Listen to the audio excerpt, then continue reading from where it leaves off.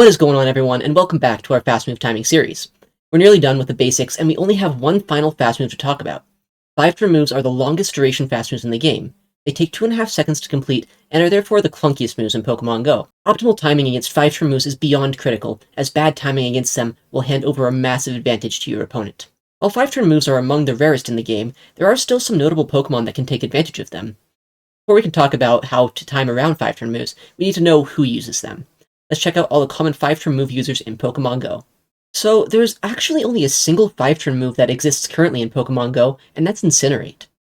While 5-turn moves are very clunky and slow, the stats on this attack more than make up for it. This move has the highest combined damage per turn and energy per turn in the entire game, which some Pokemon can use to their advantage despite this move taking so long to complete. Common Incinerate users are Talonflame, Skeledirge, Typhlosion, and Salazzle. Now let's talk timing and how to properly use these 5-turn moves. Since timing never matters when battling a move of the same duration as your own, and timing never matters against 1-turn moves, we only need to take a look at how to time against 2, 3, and 4-turn moves. 5-turn versus 2-turn moves are relatively simple to time. Throwing after an odd number of 5-turn moves, so 1, 3, 5, 7, and so on, will result in proper timing and only give over 1 turn of damage and energy to your opponent for free. Let's see this in action. For this example, we will have our Skeledirge using the 5-turn fast move Incinerate throw a Shadow Ball against a Medicham after 3 Incinerates. Let's watch. 1, 2, 3. Here we can see we threw improper timing and only gave over 1 free turn to the opponent. Improper timing gives over 2 free turns, which we should try to avoid if possible. 5-turn versus 3-turn moves are slightly more complex than 2-turn moves. Throwing a charge move after 1, 4, 7, 10, and so on will result in proper timing. Proper timing here only gives over 1 turn to our opponent for free. In this next example, we will see as our Skeledirge will throw a move into a Mandibuzz using the 3-turn move Snarl after we use 4 Incinerates. Let's take a look. 1, 2, 3, 4. We can see that our Skeledirge successfully threw on proper timing, handing over only 1 free turn to our opponent. Improper timing here can give up to 3 turns of damage and energy for free. 5-turn into 4-turn moves are some of the most awkward to time in the entire game. The best timing would be after 3, 7, 11, 15, and so on. This timing only hands over 1 turn to our opponent. Since it's not always possible to throw on good timing here, secondary timing we can use is 2, 6, 10, 14, and so on. Secondary timing gives over 2 turns to our opponent. In our next example, we will watch our Skeledirge throw a charge move against a Charjabug using the 4-turn move Volt Switch after we use 3 Incinerates. Let's watch. 1, 2, 3. Here we can see we properly threw on optimal timing. Improper timing against a 4-turn move can give up to 4 turns of damage and energy to our opponents for free, which can be very costly. Now that we know how to time as a 5-turn move user, how should we time our moves when fighting against them? We only need to learn how to time against 1, 2, 3, and 4-turn moves, as timing never matters against moves of the same duration. 1-turn into 5-turn moves are fairly straightforward. I want to throw a charge move 1 move before a multiple of 5, so after 4, 9, 14, 19, and so on.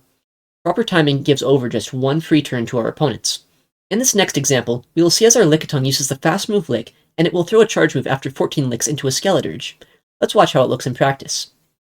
1, 2, 3, 4, 5, 6, 7, 8, 9, 10, 11, 12, 13, 14.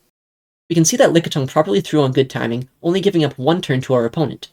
Improper timing here can give up to 5 turns, which can be incredibly costly. 2 turns into 5-turn moves are also pretty straightforward. Proper timing would be after 2, 7, 12, 17, and so on. Proper timing here only gives up 1 free turn to our opponent. In this next example, we'll watch as our Medicham throws a Psychic into a Skeledirge after 12 counters. Let's watch. 1, 2, 3, 4, 5, 6, 7, 8, 9, 10, 11, 12.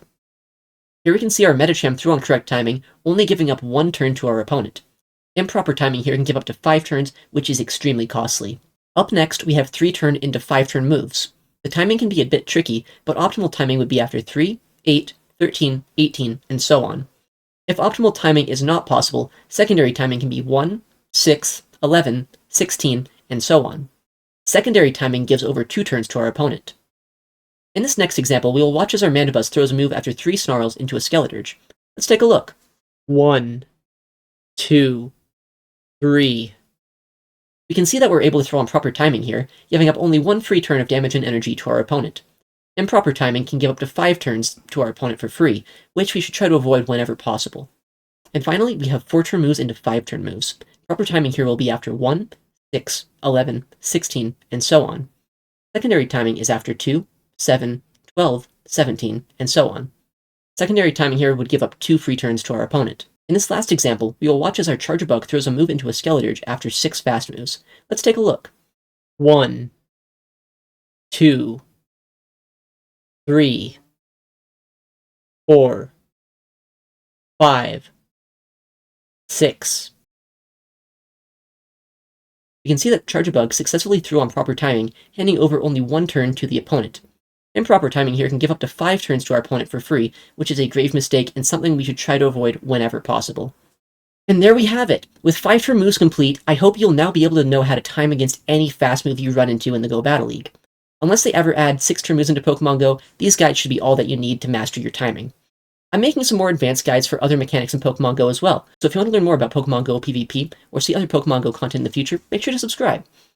These types of videos also take a long time to make, so I'd be very grateful if you could drop a like if you found it at all helpful. If you want to see other guides in the future, please let me know down in the comments below. I also stream Pokemon Go PvP nearly every day at twitch.tv/itsaxon if you're interested in watching PvP live. Thanks again, and I'll see you in the next one.